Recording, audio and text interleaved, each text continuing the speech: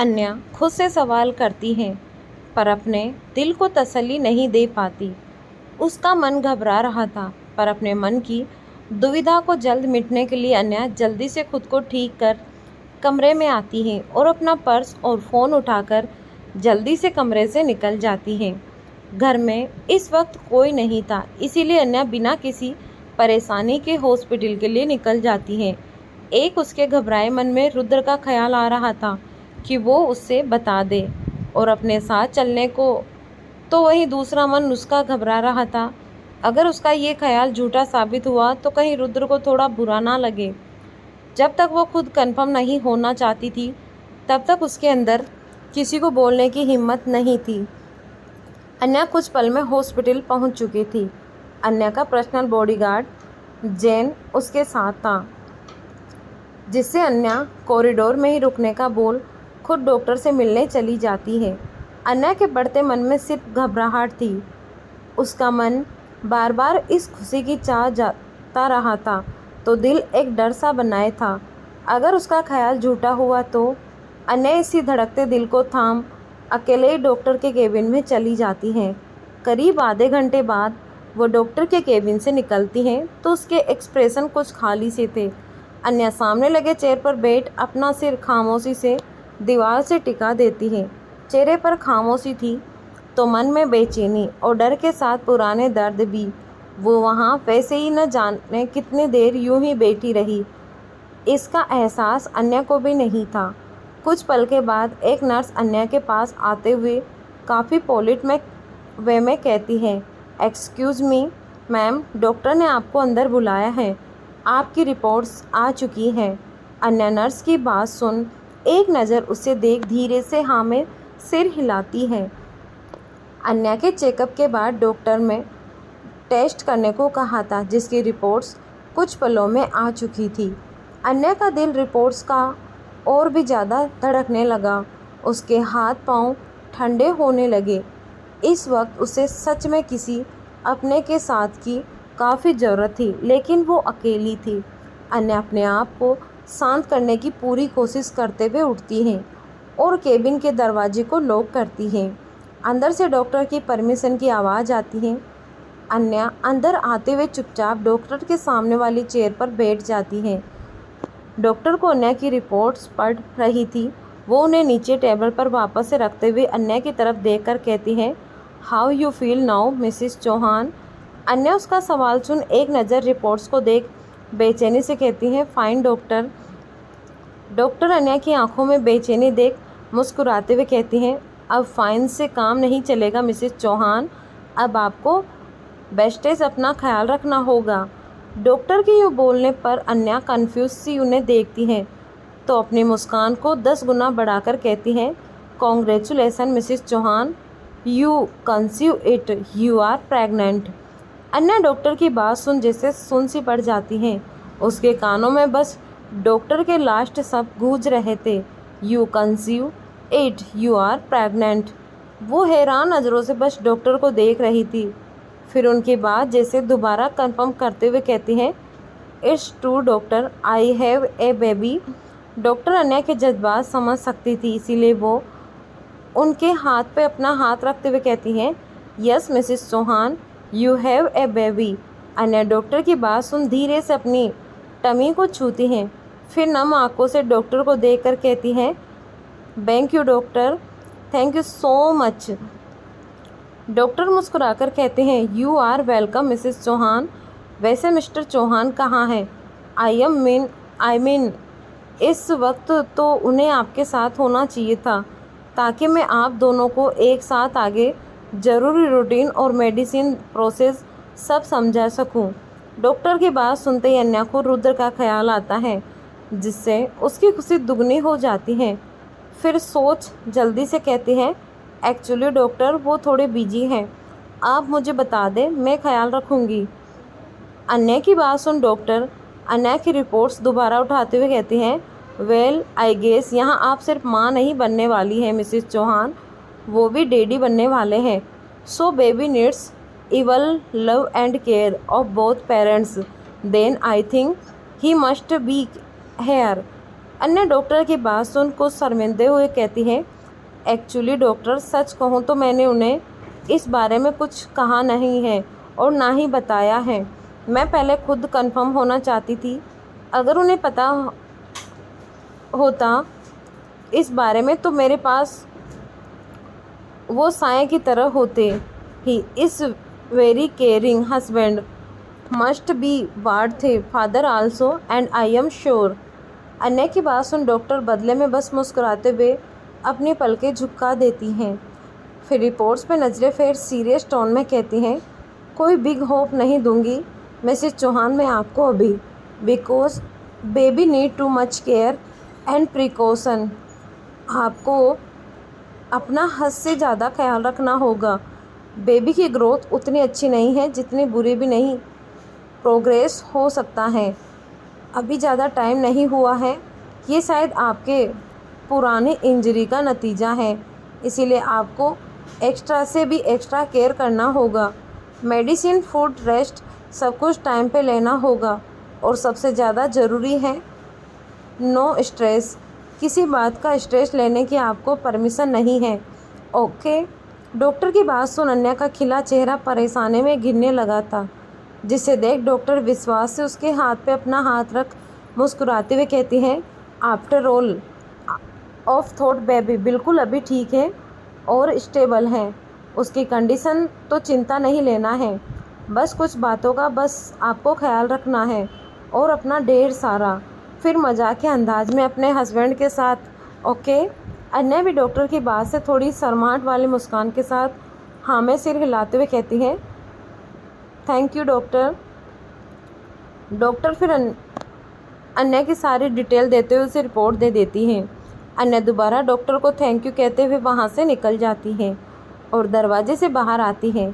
अन्य कॉरिडोर के अंतिम में लगे चेयर पर एक पल बैठ जाती है। वो अंदर बैठी जितने खुद को अपने जज्बात में संभालती हुई थी, वो जैसे अब सब बयां कर देना चाहती हैं। वो बता नहीं सकती वो कितनी खुश हैं। अन्या को जैसे खुद में एक कंप्लीट सा एहसास होता है। इस पल में आंसू थे, पर सिर्फ खुशी के लिए, जिसे वो अपने बच्चे के साथ बयां करना चाहती थी। अन्या अपने पेट को धीमे से छूते हुए नमी भरी आंखों से कहती हैं, वेलकम बैक बेबी। मम्मा ने आपका कितना इंतज़ार किया। आपको पता है फाइनली आप आ गए मम्मा के पास वापस। इस बार मम्मा आपको कुछ नहीं होने देगी माय बेबी। इतना बोल अन्या का गला रुंध जाता है। वो अपने होठों से अपनी उंगलियों पे चूमते हुए अपने पेट पर रख अपने बच्चे को महसूस करती है। कहने के लिए शब्द नहीं थे, लेकिन जज्बात उससे कहीं ज़्यादा थे। आंखों से बहते आंसू जैसे अन्य की ज़िंदगी को संवार रहे थे। इस वक्त वो फिर अपने आप को संभालते हुए कहती हैं, बेबी आपकी खबर सुन के देखना सब कितने खुश होंगे, सबसे ज़्यादा आपके पापा। उन्हें भी कब से आपके आने का इंतज़ार था। अन्य ये बोलते बोलते उसे भी रुद्र का ख्याल आता है। वो अब जैसे रुक नहीं सकती। वो जल्द से जल्द रुद्र की बाहों से लिपट उसे ये न्यूज़ देना चाहती थी और उसका वो खुशी से भरा रिएक्शन देखना चाहती थी। अन्य रुद्र का ख्याल सोच सोच कर मुस्कुरा देती है। वो जल्दी से उठती हैं, खुद को संभाल हॉस्पिटल से बाहर निकल आती है। जैन आगे बढ़ अन्या में के लिए दरवाज़ा खोलता है। अन्या कार में बैठ जैन से कहती है, जैन अमन को फ़ोन कर पता करो रुद्र कहाँ है, हमें वहीं जाना है। जैन अन्या का ऑर्डर सुन हाँ में सिर हिलाता है और अमन को कॉल करता है। वही अन्या पीछे बैठे अपनी टमी को जैसे हक किए खुशी से बाहर देख रही थी। आसमान में काले बादल थे, लेकिन अन्या को जैसे उस काले बादलों से भी प्यार हो रहा था। वो इतनी खुश थी कि वो बता नहीं सकती थी। अब तक शाम ही हुई थी, लेकिन काले बादलों में अपने कोहरे के ऐसा गहरा डाल कि रात की अनुमति होने लगी थी। अन्या पीछे बैठी बैठी बस रुद्र के बारे में सोच मुस्कुरा रही थी।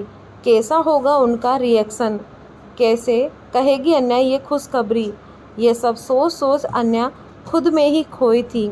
करीब 1 आवर ही ड्राइवर के बाद अन्या की कार एक अपार्टमेंट की बिल्डिंग में एंटर करती हैं, जिसे देख अन्या कुछ उचक सी जाती है, क्योंकि ये कोई ऐसी जगह तो नहीं लग रही थी कि रुद्र हो। वो कंफ्यूज सी जैन से कहती है, जैन, हम ये अपार्टमेंट में क्यों आए हैं? मैंने सर मैंने सर से पास चलने को कहा था ना। तो फिर ये जैन अन्या का सवाल सुन काफ़ी रिस्पेक्टफुली कहता है, यस, हम सर के पास ही आए हैं। अमन सर को बॉस का पता नहीं था क्योंकि दोपहर में कहीं चले गए थे। मुझे तो ये लोकेशन सर के ड्राइवर से मिली है, उसने ही कहा सर दोपहर से यहीं हैं। जैन की बात सुन अन्या कंफ्यूज सी उस अपार्टमेंट को देखती है, फिर सोच कि रुद्र किसी से मिलने आया होगा, कोई फ्रेंड। सोच अन्या कुछ नहीं कहती। अन्या की कार जैसे ही बिल्डिंग में एंटर किए अंदर आती है तो उसे कुछ दूर पर ही उसे रुद्र की कार दिख जाती है, जिसके पास ही अन्या को जियान भी खड़ा दिखता है, जिसके बाद अन्या को यकीन हो जाता है रुद्र यही है। अन्या की कार ठीक रुद्र की कार के पास रुकती है। जियान जैसे ही अन्या की कार को देखता है वो शौक रह जाता है। वो जल्दी से आगे बढ़ अन्या का दरवाज़ा खोलते हुए उसे ग्रीट कर थोड़ी हैरानी भरे भाव से कहता है, मैम आप यहाँ? अन्या जियान की हैरानी को देख उससे नज़रअंदाज किए पूछती हैं, वह सब छोड़ो, ये बताओ रुद्र कहाँ है जियान? वो यहाँ किसी से मिलने आया है? जियान अन्या का सवाल सुन हल्के असमंजस में पड़ जाता है कि वो क्या जवाब दे। अन्या को सच बताएं या पहले रुद्र को इन्फॉर्म करें। वो कंफ्यूज सा आसपास देखने लगता है तो अन्या, जो रुद्र से मिलने के लिए बेकरार हुए जा रही थी, वो जियान को थोड़ा सख्ती से ऑर्डर देते हुए कहती है, जियान मैंने कुछ पूछा है, कहाँ है रुद्र? जियान अन्या की आवाज़ में सख्ती पाकर जल्दी से कहता है, यस मैम, वो सर ऊपर है, एंड फ्लोर, फ्लैट नंबर 106। अन्य जियान के मुंह से एडिसन सुन एक नज़र उसे देख बिना कुछ कहे आगे बढ़ जाती हैं। जियान अन्या को यूं जाता देख उसे रोक भी नहीं पाता और कुछ कह भी नहीं पाता। उसे समझ नहीं आता वो क्या करे, क्योंकि रुद्र के ऑर्डर थे कि वो यहाँ से बात किसी को खबर नहीं होनी चाहिए। वहीं अन्या लिफ्ट लिए 8वें फ्लोर पे आती हैं और फ्लैट की तरफ बढ़ जाती हैं। उसे समझ नहीं आ रहा था कि रुद्र यहाँ क्या कर रहे हैं ऑफिस के टाइम पे।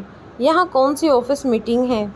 अन्या ये सवाल सोचते हुए फ्लैट नंबर 106 के आगे रुकती हैं। वो जैसे ही बेल बजाने के लिए दरवाजे पे हाथ उठाती हैं कि उसकी नज़र थोड़ा खुले दरवाजे पे जाती है। अन्या जैसे अपने कदम थोड़े और आगे बढ़ाती हैं तो उसे उस थोड़े से दरवाजे से ही अंदर लगे मिरर में किसी 2 लोगों के अक्स दिखाई देते हैं जो एक दूसरे को हक किए हुआ था। ये देख अन्या को काफ़ी अजीब लगता है और झट से वो अपनी नज़रें फेर लेती है। उसे लगता है वो कहीं गलत जगह आ गई है या उसे सुनने में गलती हुआ है। रुद्र यहाँ नहीं है, ये सोच वो अपने सिर पर हल्की चपत लगाती हुई खुद से कहती है। क्या कर रही है अन्या? इस न्यूज़ को लिए इतनी ज़्यादा तो एक्साइटेड हो गई कि किसी के भी प्राइवेसी में दखल दे रही है। फिर आसपास देख कहती हैं, रुद्र कहाँ हैं आप? जल्दी आइए मेरे पास। ये गुड न्यूज़ सुनने के बाद आपका क्या रिएक्शन होगा, मैं वो देखने के लिए इंतज़ार नहीं कर सकती।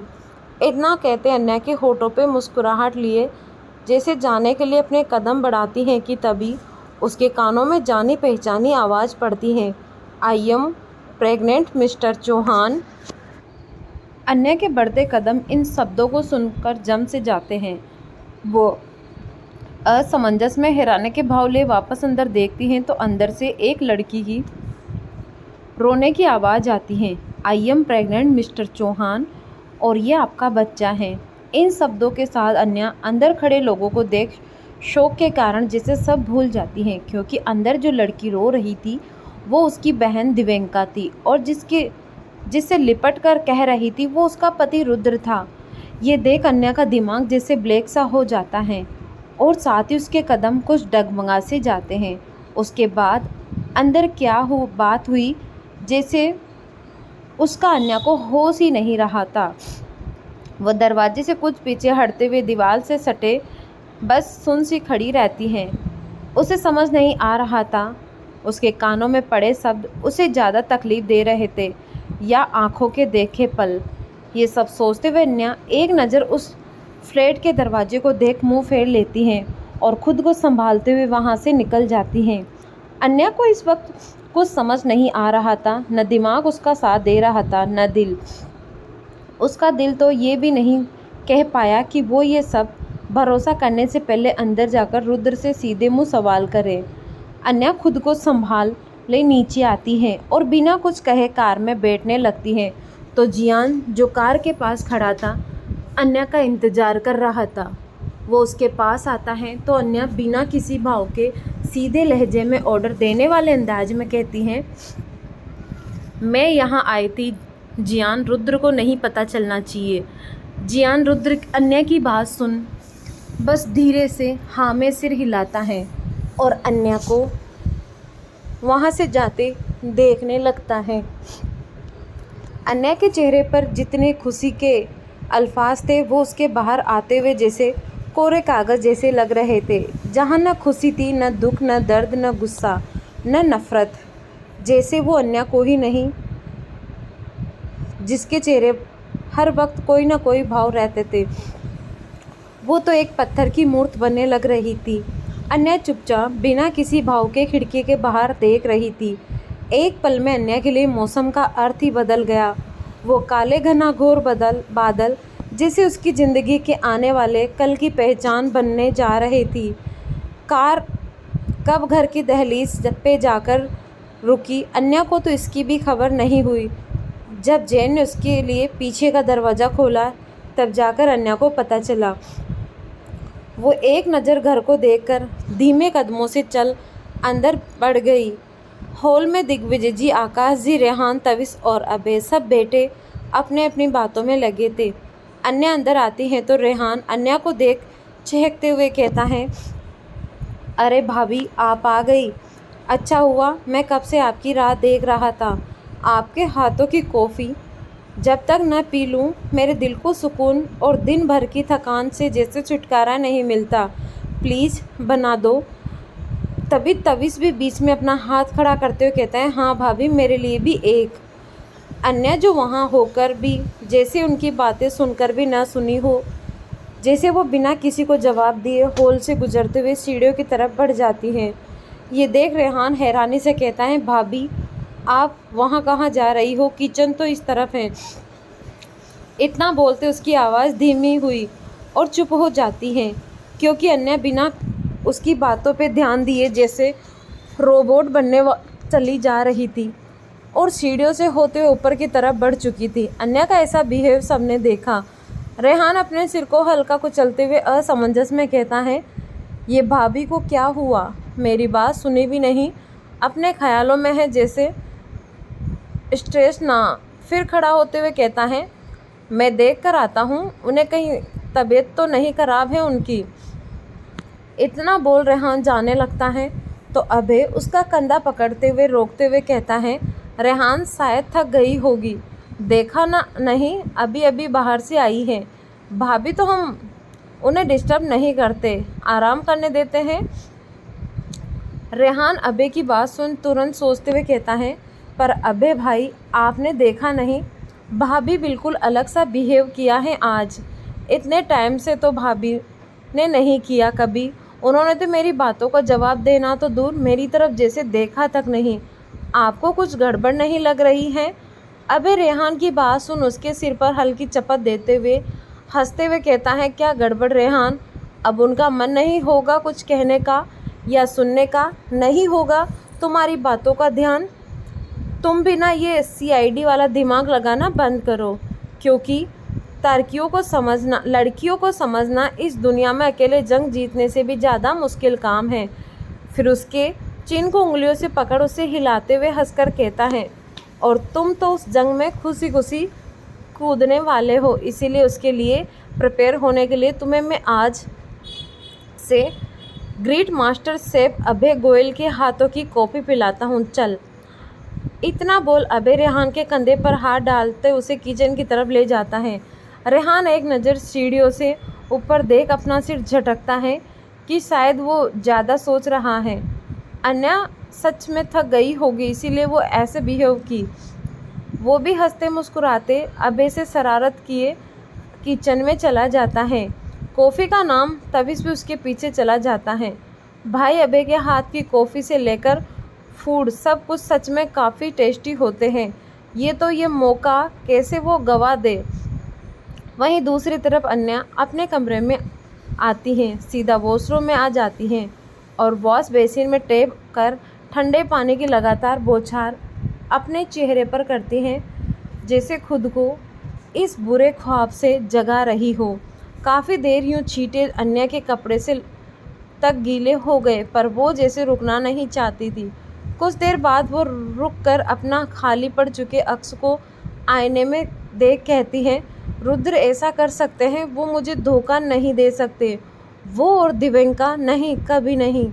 अपना सिर बार बार ना में हिलाते हुए वो अपने पेट पर अचानक हाथ रख कहती है, सुना ना बेबी, आपके डैडी गलत नहीं हो सकते। वो आपकी मम्मा से बहुत बहुत प्यार करते हैं, इसीलिए वो कभी ऐसा नहीं करेंगे जिससे आपकी मम्मा हर्ट हो। आप तो जानते हैं ना अपने पापा, सुना रहे हो ना, हमें बस डैडी पे और उनके प्यार पे यकीन करना होगा, बस यकीन रखना होगा। इतना बोल अन्या अपनी आंखें बंद करती हैं और एक आंसू का कतरा उसकी इजाज़त के बिना उसके एक आंख से बहकर उसके गालों पे लुढ़क आता है। अन्या अपने दिल में हिम्मत बांध खुद को समेट खड़ी थी। दिल को इतनी हिम्मत दिए हुए थी कि आज उसके प्यार और भरोसे की परीक्षा में वो हारने को तैयार नहीं थी। अन्या काफ़ी वक्त तक यूं ही खड़ी रहती हैं, फिर अपने कपड़े बदल नीचे वापस आ जाती हैं। होठों पे मुस्कान थी सबके लिए, आंखों में खालीपन था खुद के लिए। अन्या अपनी सारी जिम्मेदारियां निभाते हुए खुद का भी ख्याल रखती हैं। अपने बच्चे का सोच अन्या वक्त पे खाना दवा सब करती हैं और साथ ही दिल को अपने भरोसे से पे तसल्ली करने को कहती हैं। आधी रात का वक्त रुद्र जब घर वापस आता है तो उससे अन्या कमरे में सोफे पे लेटी हुई नज़र आती है। रुद्र अन्या को एक नज़र देखता है और एक वक्त को देख वापस वो जैसे ही उसके करीब बढ़ उसे छूने के लिए अपना हाथ आगे बढ़ाता है तो उसके बढ़ते हाथ हवा में रुक जाते हैं। वो अपने हाथों को देखने लगता है तो उसे एक पल अपने हाथों से नफ़रत होने लगती है। उसे ऐसा फील होता है जैसे उसके हाथ गंदे हैं। ये फील कर रुद्र जल्दी से वॉशरूम की तरफ जाता है और पानी ऑन कर अपने हाथ को काफ़ी ज़्यादा साफ करता है। कुछ देर बाद वो फ्रेश हुए बाहर आता है और वापस से अन्य के पास अपना हाथ बढ़ाता है तो वापस से उसे अपने हाथों से घिन आने लगती है। उसके हाथ जैसे अन्य की सच्चे भरोसे और चाहत को चुनने को तैयार नहीं थे। ये देख रुद्र की मुट्ठियाँ भिंच जाती हैं और इतनी कस जाती है कि उसके हाथों की नसों में बहता खून बाहर आने को आतुर हो जाता है। रुद्र को दर्द खुद को ही दर्द दे रहा था कि तभी उसका ध्यान अन्य के हिलने पे जाता है जो पलटी हुई सोफे के साइड में होती है। ये देख रुद्र जल्दी से अपने मुट्ठियों को खोल अन्या को थाम लेता है और एक नज़र उसके चेहरे को देख अन्या को अपनी गोद में उठा लेता है, अपने साथ बेड पे ले जाता है। काफ़ी आराम से लेटते हुए खुद भी उसे देखते हुए लेट जाता है और धीमे से उसके हाथों को होल्ड कर अपने मन में कहता है, sorry wifey, I am so sorry. फिर उसके अपनी बाहों में भरते हुए अपने मन में कहता है, अपनी सारी गलतियों के लिए आई एम सो सॉरी, मैं तुम्हें खो नहीं सकता वाइफी, एक तुम ही तो हो मेरी ज़िंदगी की हकीकत। मुझे बस कुछ वक्त दो, आई प्रॉमिस मैं सब ठीक कर दूंगा, sorry and I love you. इतना बोल रुद्र की आंखों में नमी सी थी। वो अन्या के माथे को चूम उससे कसकर अपनी बाहों में होल्ड कर लेता है। रुद्र को कुछ पल में नींद आ जाती है, लेकिन अन्या उसकी आंखों में नींद का कतरा नहीं था। वह रुद्र की गहरी सांसों की आवाज़ सुन अपनी आंखें खोल देती है और खुद को रुद्र की बाहों में पाकर भी आज खुद को अधूरा सा महसूस करती है, जैसे वो अपनी ज़िंदगी अब ये अधूरापन लिए बैठी हैं। सवाल तो थे पर जवाब अन्या रुद्र पे भरोसा करना चाहती थी, पर अपने सवालों को बढ़ते देख अन्या खुद में ही उलझ जाती हैं। अब उससे जवाब भी चाहिए थे पर धोखे के धागों में नहीं सच्चाई की माला में, जो अन्या जानती थी कि उससे कैसे और कहाँ मिल सकते हैं। कुछ दिन यूं ही खामोशी में बीत गए। न अन्या ने कोई सवाल किया, न रुद्र से, न रुद्र ने कोई बात की। दोनों के बीच कहने को तो बहुत कुछ था, लेकिन क्या कहे दोनों समझ नहीं आ रहा था। ऑफिस की मीटिंग के लिए रुद्र को एक होटल में गया था। उसके साथ आज अमन, जियान, दिव्यंका और साथ ही 2 और मेंबर थे। मीटिंग तो सक्सेस हुई, लेकिन दिव्यंका जैसे खुश नहीं थी। वो बार बार रुद्र का अटेंशन पाने के तरीके ढूंढ रही थी, कभी काम के बहाने तो कभी अपना इमोशन ट्रप कार्ड खेलने के बहाने, वो अपनी तबीयत के बहाने। रुद्र दिव्यंका की हरकतों को नोटिस कर भी जैसे उसे इग्नोर करता है। ये सब देख दिव्यंका मन ही मन जैसे गुस्से में चिढ़ चुकी थी। मीटिंग खत्म होने के बाद रुद्र की बाकी टीम वहाँ से चली गई। दिव्यंका रुद्र के पास आते हुए अपना सिर पकड़ मासूम बने कहती हैं, Mr Chauhan, I feel not with thought, can I take a leave. Rudra उसकी बात सुन काफ़ी कैजुअली कहता है, ओके यू कैन। इतना बोल रुद्र आगे बढ़ जाता है तो दिव्यंका की मुट्ठी कस जाती है, क्योंकि रुद्र ने तो उसके बहाने में भी इंटरेस्ट नहीं दिखाया था। पर वो भी दिव्यंका राठी है, इतनी आसानी से कैसे हार मान सकती हैं। इसीलिए थोड़ा तेज चलते हुए रुद्र के जस्ट एक कदम की दूरी पे अपना सिर पकड़ बेहोश होने का नाटक करते हुए कहते हैं, आह मिस्टर चौहान। दिव्यंका की आवाज़ से रुद्र की नज़र पीछे दिव्यंका पे पड़ती है। उसे बेहोश होता देख रुद्र जल्दी से उसका बाजू पकड़ उसे सहारा दिए संभालता है, तो दिव्यंका जानबूझ के रुद्र के जैसे ऊपर ही लिपट जाती है। ये देख रुद्र को जैसे खुद में अजीब सी घिन जैसा महसूस होता है। वो जल्दी से दिव्यंका की दोनों बाजू पकड़ उसे खुद से दूर करते हुए खड़ा करता है और उसकी तरफ देख अपनी एक आईब्रो उचकाते हुए पूछता है, are you okay Miss Rathi. Divyanka उसके सवाल में जैसे खुद के लिए जीत महसूस करती हैं, पर बिना कुछ जताए दिव्यंका उसके सवाल में जैसे खुद के लिए जीत महसूस करती है, पर बिना कुछ जताए अपने नाटक को कंटिन्यू करते हुए कहती हैं, नहीं बहुत वीकनेस सा फील हो रहा है और चक्कर भी आ रहे हैं, शायद ये अर्ली सिट्रोम्स हैं। रुद्र उसकी बात कुछ सोचता हुआ कहता है, ठीक नहीं लग रहा तो डॉक्टर के पास चलना चाहिए। ये सुन दिव्यंका जल्दी से नाम में सिर हिलाते हुए कहती है, नहीं नहीं इसकी ज़रूरत नहीं है, मैं बिल्कुल ठीक हूँ, बस घर जाकर रेस्ट करूँगी तो बेटर फील करूँगी। फिर कुछ सोचने वाले अंदाज में बेचारगी से कहती हैं, पर इस कंडीशन में अकेले कैसे जाऊँ, आई मीन। दिव्यंका अपनी बात काफ़ी सोचते हुए हिचकिचाहट के साथ बीच में कहते हैं, तो रुद्र जल्दी से उसे उसकी बात बीच में काट बिना किसी भाव के कहता है, डोंट वरी, मैं जियान को बोल दूंगा, वो तुम्हें घर ड्रॉप कर देगा, ओके। इतना बोल रुद्र उसे चलने का इशारा कर आगे बढ़ जाता है। दिव्यंका खुद के प्लान को यूँ फ्लॉप होते देख मुंह बन जाता है। बेचारी ने इतनी नौटंकी अब बॉडीगार्ड के साथ जाने के लिए तो नहीं की थी ना, जिसकी नज़रों में खुद के लिए उसने वक्त अंगारे ही देखे थे।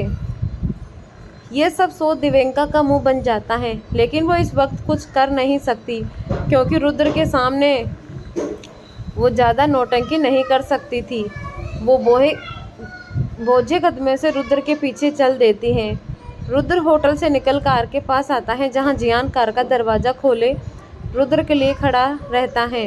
रुद्र जियान को देख उसे दिव्यंका की तरफ इशारा कर उसे दूसरी गाड़ी में घर छोड़ने का कहता है। जियान का तो दिव्यंका का नाम सुन ही मूड खराब हो जाता है। वो अपनी जलती निगाहों से उसे देखता है और बिना कुछ कहे अपने बॉस की बात मानते हुए हाँ में सिर हिला देता है और उसे दूसरी गाड़ी की तरफ इशारा कर सड़ासा मुंह बनाते हुए आगे बढ़ जाता है। दिव्यंका जो रुद्र के पीछे खड़ी थी, जियान के एक्सप्रेशन को ज़्यादा भाव न देते हुए आगे बढ़ जाती है, लेकिन जैसे ही वो कार में बैठने के लिए दरवाजे पे हाथ बढ़ाती है कि तभी उसकी नज़र होटल के सामने बने कैफ़े में बैठे 2 लोगों पे जाती है। वो आश्चर्य भरे भाव से कुछ तेज आवाज़ में कहती हैं, अन्या और आयुष। रुद्र जो अपनी कार में बैठने ही वाला था, अन्या का नाम दिव्यंका के मुंह से सुन उसके कदम रुक से जाते हैं। वो असमंजस में दिव्यंका की निगाहों को देख उसे फॉलो करते हुए उस डायरेक्शन में देखता है जहां अन्या बैठी थी। उसकी भी अन्या को देख हैरत में आईब्रो आपस में जुड़ जाती हैं, लेकिन अगले ही पल उसकी निगाहें अन्या के साथ बैठे इंसान पे जाती हैं तो उसकी निगाहें कुछ तीखी सी हो जाती हैं। वो अपनी आंखें चढ़ाए आयुष को घूर रहा था तो दिव्यंका की तरफ कदम बढ़ाते हुए इशारे में अपनी कठोर आवाज़ में पूछता है, तुम जानती हो उस लड़के को? रुद्र का सवाल सुन दिव्यंका रुद्र की तीखी नज़रों को भाप मन ही मन कहती है, क्या किस्मत है आज मुझ पे कुछ ज़्यादा ही मेहरबान है, या मेरी प्यारी बहन की किस्मत ख़राब है जो आज उसने खुद मेरी झोली में सुनहरा मौका दे दिया। ये बोल वो मन ही मन मुस्कुरा देती हैं, फिर जल्दी से अपने चेहरे पर हैरत और कन्फ्यूजन के भाव लिए कहती हैं, हाँ जानती हूँ, ये आयुष है, अन्या का एक्स बॉयफ्रेंड। दिव्यंका के मुंह से इतना ही निकलता है कि रुद्र की तीखी डरावनी निगाहें उस पर शिफ्ट हो जाती हैं, जिससे भाव दिव्यंका एक सूखे घूंट लिए जल्दी से हड़बड़ाते हुए कहती है, आई मीन बेस्ट फ्रेंड, हमारे साथ कॉलेज में पढ़ता था। फिर सामने उन्हें देखते हुए हल्का मुस्कुराकर कहती हैं, अन्या और आयुष एक दूसरे के काफ़ी क्लोज फ्रेंड थे एंड इनकी तो फ्यूचर भी प्लानिंग थी साथ में। सब सेट था बट लास्ट में कुछ सिकटमेंट ऐसे हुए कि आयुष को कॉलेज अपनी पढ़ाई सब छोड़ना पड़ा। अन्या उससे काफ़ी मिस करती थी बट मुझे ये नहीं पता था कि वो अब भी उसके कांटेक्ट में है। मेरा मतलब है अब तो उसकी शादी हो गई है तो उसे अपने पास्ट से नाता नहीं रखना चाहिए। रुद्र जो दिव्यंका की बात शांत हुए सुन रहा था, वो उसके आखिरी शब्द सुन काफ़ी शांत लहजे में दिव्यंका को देख कहता है, क्यों नहीं रखना चाहिए? ऐसा कोई रूल है कि शादी के बाद लड़कियों को अपनी ज़िंदगी छोड़ देनी चाहिए, अपने दोस्तों तक से भी नाता नहीं रखना चाहिए? मेरे ख्याल से तो नहीं।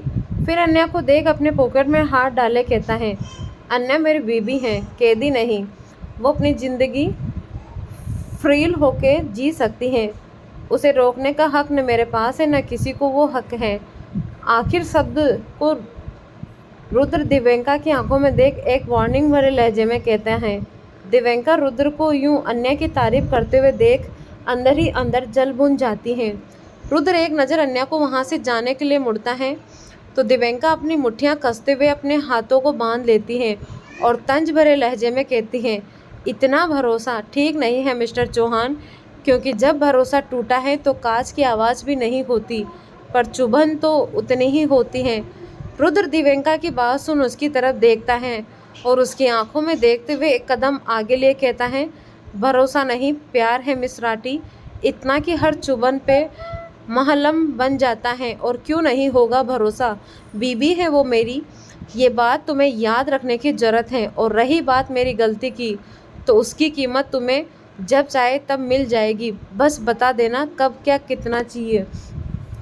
इतना बोल रुद्र दिव्यंका को एक फीका लुक दे वहाँ से कार में बैठ कर चला जाता है। दिव्यंका तो ये सब गुस्से में पागल सी हो रही थी लेकिन वो अपना आपा नहीं खो सकती थी, इसीलिए जोड़ का हाथ दरवाजे पे मार सामने अन्या और आयुष को देख मन में कहती है, बहुत भरोसा है रुद्र राय चौहान तुम्हें अपनी पत्नी पे, देख लेना तुम्हारे इसी भरोसे को चूर चूर कर तुम्हारी ज़िंदगी में दाखिल नहीं हुई तो मेरा नाम दिव्यंका राठी नहीं।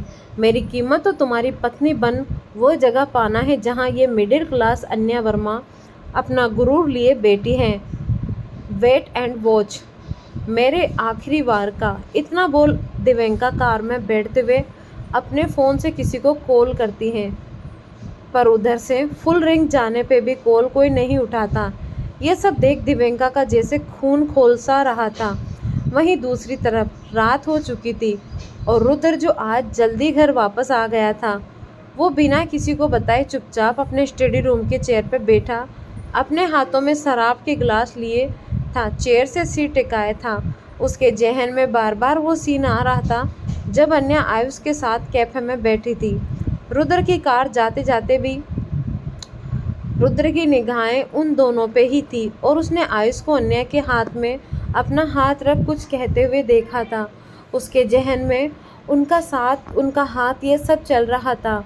दिव्यंका को तो अपने यकीन पे गर्व से यकीन दिला दिया था लेकिन खुद के यकीन पे उसके अंदर सवाल पैदा हो रहे थे। दिव्यंका की बातों को सुन वो सोच में पड़ गया कि अन्या ने कभी इस बारे में कोई जिक्र नहीं किया, न कभी ऐसा कुछ बयां किया कि वो उससे पहले किसी और के साथ रुद्र ने जब भी अन्य की आंखों में देखा है तो सिर्फ खुद को पाया था। वहाँ कभी किसी और की जगह नहीं थी। ये उसका दिल नहीं मानना चाहता था। इसी कसम में उसने एक के बाद एक गिलास खाली कर दी, पर आज जैसे उसकी सोच थम नहीं रही थी। आधी रात के करीब दिव्यंका पागलों की तरह अपने फ़ोन से एक नंबर कंटिन्यू डायल कर रही थी, पर फ़ोन नहीं लग रहा था। जिस नंबर पर शाम तक घंटी जा रही थी, अब वो बंद आ रहा था, जिसे देख दिव्यंका गुस्से में तिलमिलाए कहती है, कहाँ मर गया ये लड़का। एक काम दिया था वो तक नहीं हुआ इससे, और अब मेरा फ़ोन तक नहीं उठा रहा है। कहाँ मर गया। इतना बोल वो दोबारा कॉल ट्राई करती हैं तो बाय लुक फ़ोन की घंटी चली जाती है, जिसे सुन दिव्यंका बेसब्री से फ़ोन उठाने का वेट करती हैं और कुछ ही घंटे में फ़ोन उठता है। जैसे फट पड़ती है, कहाँ मर गए थे, फ़ोन क्यों नहीं उठा रहे थे, एक काम ढंग से नहीं होता तुमसे, कितना वक्त लगेगा काम होने में, मैं एक अब इंतज़ार नहीं कर सकती, समझे तुम, अब कुछ बोलोगे। दिव्यंका फ़ोन उठाते जैसे बरस सी पड़ी थी, पर जब अपने इतने सवालों के बाद भी उधर से इतना शांत रिएक्शन देखती हैं तो उसे और गुस्सा आ जाता है। वो मुट्ठियाँ भींचते हुए कहती हैं, क्या हुआ, अपनी ज़बान कहीं बेच आए हो, मेरी बात का जवाब क्यों नहीं दे रहे हो। दिव्यंका को भड़का देख उधर से काफ़ी फीकी टोन में आवाज़ आती है, जवाब का पता नहीं, लेकिन मेरी एनर्जी ज़रूर कहीं बिक गई है। अब दरवाज़ा खोलो, मैं एक सेकंड अब और बाहर नहीं खड़ा रह सकता। दिव्यंका ये सुन अपना फ़ोन हाथ में लिए एक नज़र दरवाजे और फ़ोन को देख जल्दी से दरवाजे की तरफ बढ़ जाती है, और जैसे ही खोलती हैं तो एक आदमी दिव्यंका को साइड किए अंदर चला जाते हुए कहता है, आई एम टोटली एक्साइटेड, हटो, अब मुझे एक और पल खड़ा नहीं हुआ जाएगा। इतना बोलते बोलते वो दिव्यंका को पूरी तरह इग्नोर किए अंदर उसके बेड पर जाकर गिर जाता है। दिव्यंका की ये देख भौहें चढ़ जाती हैं, पर खुद के बढ़ते इमोशन को कंट्रोल किए जल्दी से दरवाजे को बंद कर उसके पास अंदर जाती हैं और कहती हैं, बोलो, काम हुआ कि नहीं, रेस्ट बाद में करना, पहले ये बताओ। वो आदमी दिव्यंका का सीधा सवाल सुन मुँह बनाते हुए कहता है, क्या डार्लिंग, मैंने आज तक तुम्हारी जैसी एहसान फरामोश नहीं देखा। तुम्हारे इस काम के लिए देखो मेरी क्या हालत हो गई है। मेरा हाल चाल पूछने की जगह तुम यहाँ बस अपने की पड़ी हो। Thoughts not fair.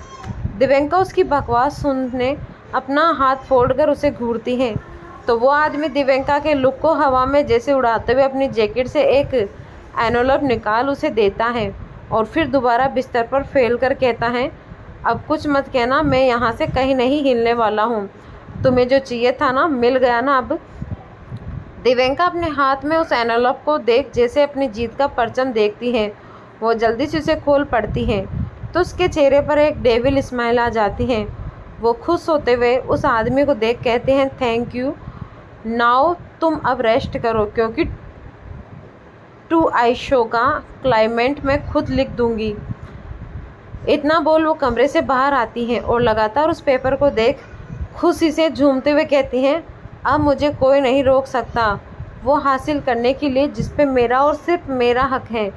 कुछ दिनों बाद रुद्र गुस्से में धड़धड़ाते हुए दिव्यंका के अपार्टमेंट एंटर करता है, जिसका दरवाज़ा खुला था। वो सामने खड़ी सोफे के पास दिव्यंका जो कि गिलास से पानी पी रही थी, रुद्र उसके पास आते हुए उसके हाथ से गिलास उसके मुंह पे छीनकर झटके से ज़मीन पर फेंक उसका जबड़ा गुस्से में अपने हाथों में दबोच के कहता है, ये क्या है मिस राठी, शायद तुम अपनी औकात भूल गई हो। दिव्यंका जो रुद्र की अचानक किस करने से एक पल को डर सी गई थी, वो उसकी बात सुन उसकी आंखों में देख कहती है, नहीं। रुद्र उसकी बात सुन गुस्से में उसका मुंह झटकते हुए काफ़ी गुस्से में कहता है, नहीं तो तुमने ये मांगने की जुर्रत कैसे की। दिव्यंका रुद्र की बात सुन काफ़ी आराम से कहती हैं, माँ बन गई इस पे।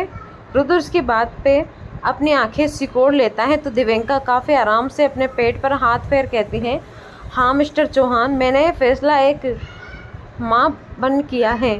मुझे आपसे पैसा प्रॉपर्टी कुछ नहीं चाहिए, बस अपने बच्चे के लिए सोसाइटी में उसका नाम चाहिए।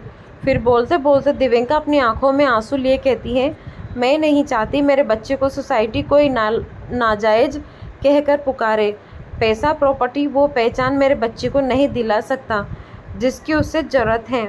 मुझे बस उसका आपका नाम चाहिए, बस अपने बच्चे के लिए। दिव्यंका की बात सुन रुद्र की आंखें तीखी हो जाती हैं।